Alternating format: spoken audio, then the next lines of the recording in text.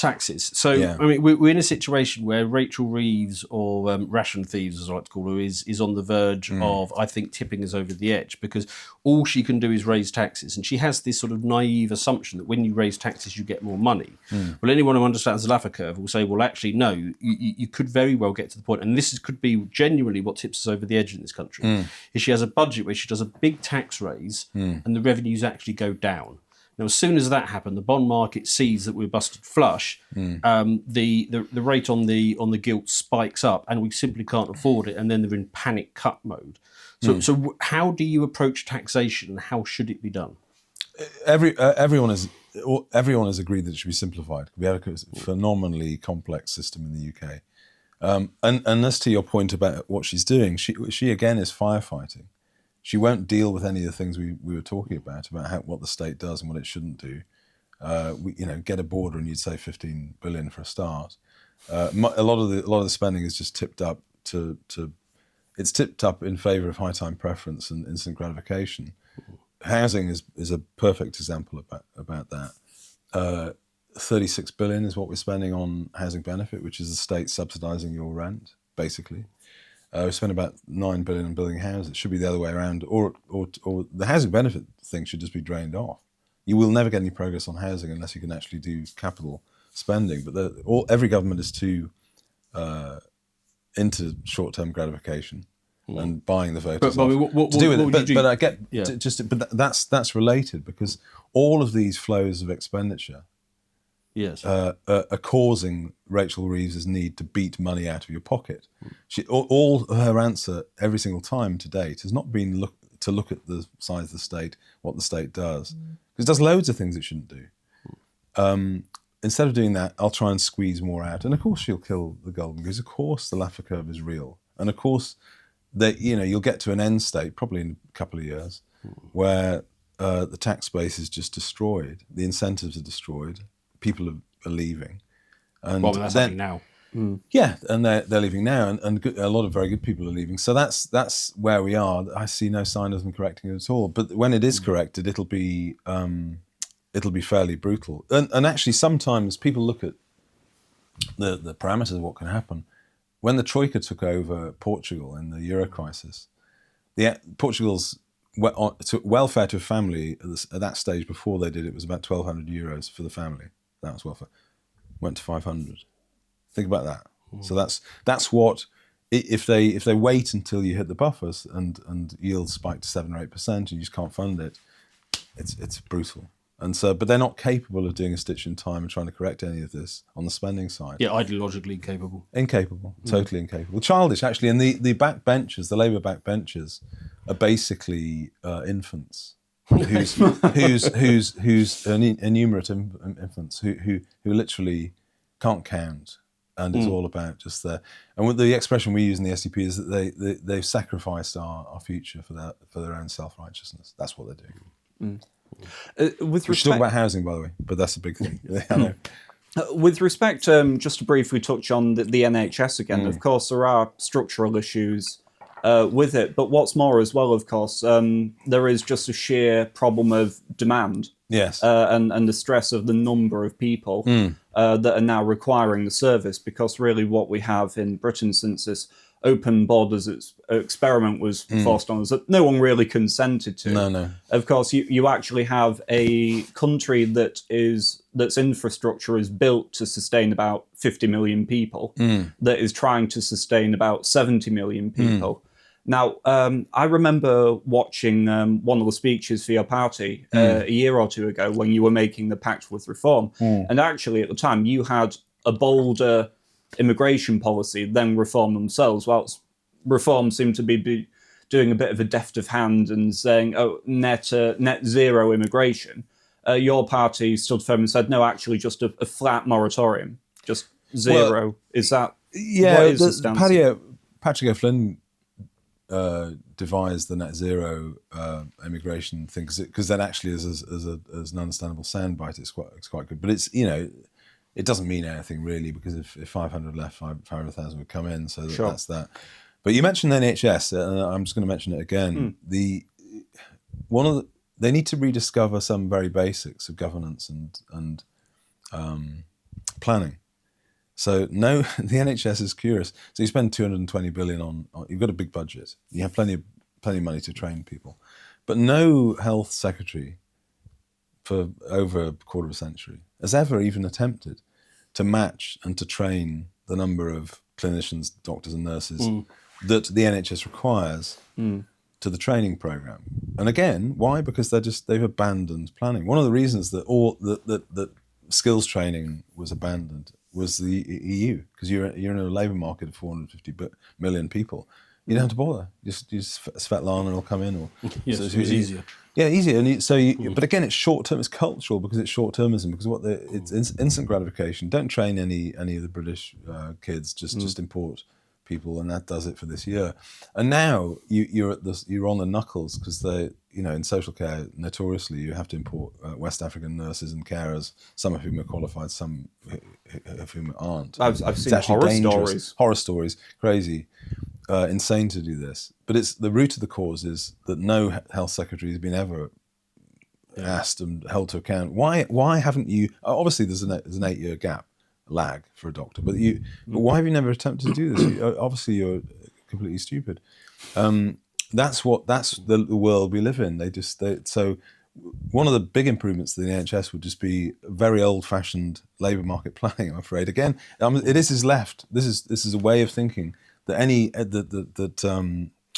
Ernest Bevin would understand, Clement Attlee would understand, but the people that govern us now don't understand. My slight issue with that is planning this stuff in the 1950s and before was a hell of a lot easier than the complex economy that we're in now. And I'm not saying that you're not all a terribly bright bunch of chaps, but for anybody to plan a modern economy is just, I just don't think it's possible. You don't think? Well, China does it. Well, South Korea does it. Yeah, but this is my point. They're callously indifferent towards the vast hordes of people that they've got. That's a different model. But my point is that we just abandon it. I mean, that's my problem with it. I just don't think they've even tried to do it, and it's not because they haven't had a budget. And every single time the health secretary says, we've got to import all these doctors and nurses, and now they're actually disprivileging British trained doctors. They prefer to. This is outrageous and cretinous. And you see all the particularly with Restore Britain, obviously, with Rupert Lowe and what he's doing, highlighting the sheer amount of public money going to waste on translators for the NHS and other such things, DEI initiatives. It's just gunking up the system. Well, he's done very well on it, and I'm on the Restore Britain advisory board, and I was at the launch for the mass deportations event last night that Harry Pitt wrote. Very good. He's a lone voice, and he's very brave in doing this. So, where do you stand on mass deportations then? If SDP came to government for the next election, what happens with remigration? Well, we're in favour of. The reason I support Rupert and the report is that it proposes to, and I don't think we're asking for very much, is to deport anyone that's here illegally. I mean, there are probably 2 million people, and if you define that as mass deportations, I'm in favour of it. I have no problem. Farage, stumbled when Stephen Edgington asked him, and it's not possible. No, if you want, a state can do anything it wants to. If you're led by people that actually want to. There's all political will. Yeah, so you can do it, and actually Trump and Vance just on basic border control, getting a border, because I argued, I mentioned it last night at the event, that all of the Western countries were looking for a beacon state, a Western state, to get a hold of the border. So we're not having this. We're going to get a border back, and we're going to decide who is there on the John Howard basis. And actually Trump and Vance, it's a little bit more difficult in the States because there are more checks and balances and you've got the states to deal with it. But they are doing it, and they're proving it could be done, and we need to do it here. So deporting 2 million people is who are illegal, better than we are now. Yeah, who are illegal. Yeah. However, not typical. Myself and I suspect Luke would probably say the number needs to be closer to 10 to 15 million of people, because I mean the British state has been handing out passports like confetti for years. And if you look at that guy who was stabbing on the train a few days ago, Axel Rudakabana, they're all born here. Yes. By people that I would say should never have been let in the first place. Yeah. And yes, okay, plenty of them have probably, worked in a shop or the NHS or whatever else and been perfectly decent. But you have to go back a bloody long way to find a, set of Englishmen who set about people with knives and all the rest of it. So, well, I agree with you on that point, actually. It's interesting that it's almost impossible to predict what an individual will do. But at a population level, it's very easy to predict what the effects of different populations are. Yes. And the disparities are very clear. Most politicians don't want to talk about this, of course, and actually Rupert does raise this.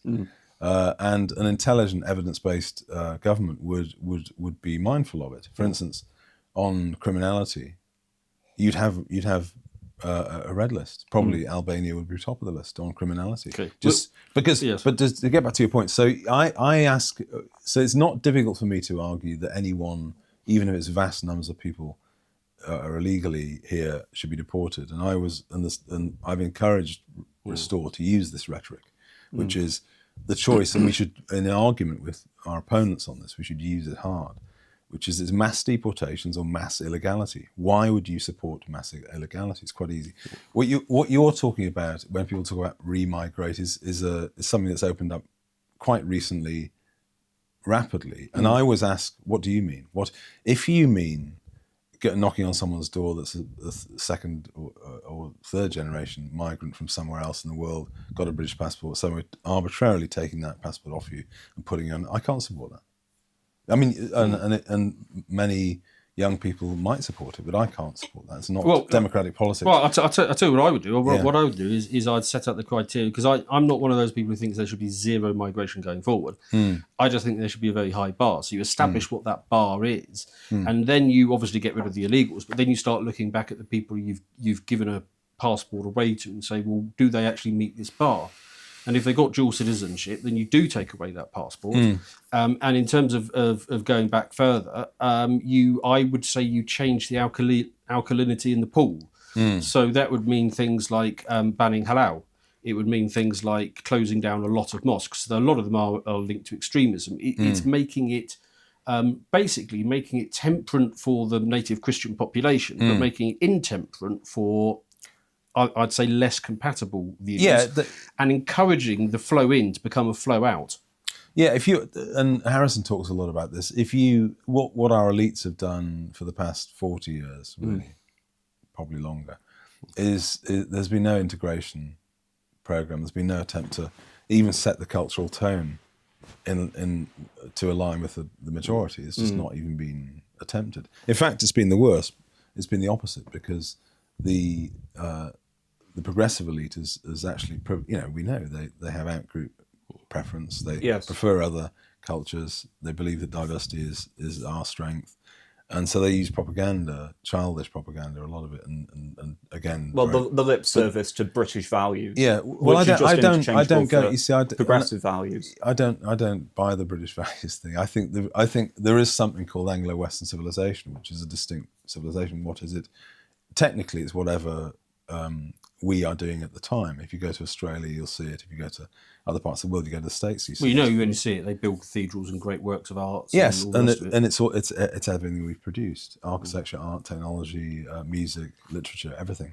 That's what it is. But it's certainly not values. The values. People forget that the British values in the 1800s are a little bit different now. Well, no, I raised the point to highlight the absurdity of it, not to agree with the British values. It implies, of course, that my great-grandfather was somehow less British than I am because he doesn't have today's values, when, of course, this is entirely ridiculous. Yes, and so it changes. As John Gray says, that even philosophers or cultures change, values change, ideas change, like the fashion in hats. So I don't think that vouchsafes it. But I agree. I mean, that what they've done is denigrate our own culture and build up everyone else's, and this is the system.